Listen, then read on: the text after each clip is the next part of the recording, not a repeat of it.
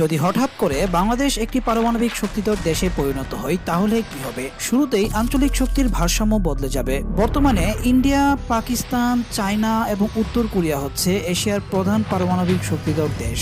বাংলাদেশ হঠাৎ এই তালিকায় ঢুকে গেলে পুরো অঞ্চলে নতুন টেনশন তৈরি হতে পারে। বিশেষ করে ভারতের সাথে সম্পর্ক আরো সংবেদনশীল হয়ে উঠবে। দ্বিতীয়ত, দেশের নিরাপত্তা অনেক বাড়বে। কেউ সহজে আক্রমণ করার কথা ভাববে না, কারণ পারমাণবিক অস্ত্র মানে মিউচুয়াল ডিস্ট্রাকশনের ভয়। কিন্তু এর সাথে অনেক বড় ঝুঁকিও আছে। একটা ভুল সিদ্ধান্ত বা দুর্ঘটনা পুরো অঞ্চলকে বিপদের মুখে ফেলতে পারে। তৃতীয়ত, পারমাণবিক অস্ত্র দেশের প্রতিরক্ষা শক্তি বাড়াবে, কিন্তু অন্যদিকে নিষেধাজ্ঞা আসার ঝুঁকিও থাকবে। এতে রপ্তানি বা বৈদেশিক বিনিয়োগ সবকিছু ক্ষতিগ্রস্ত হতে পারে। চতুর্থত, United nation, international atomic energy agency এবং বড় পারমাণবিক শক্তিধর দেশগুলো বাংলাদেশকে চাপ দেবে, কারণ পারমাণবিক অস্ত্র ছড়িয়ে পড়া ঠেকানো তাদের প্রধান লক্ষ্য। সবশেষে, সাধারণ মানুষের জীবনে এর সরাসরি প্রভাব কম হলেও দেশের আন্তর্জাতিক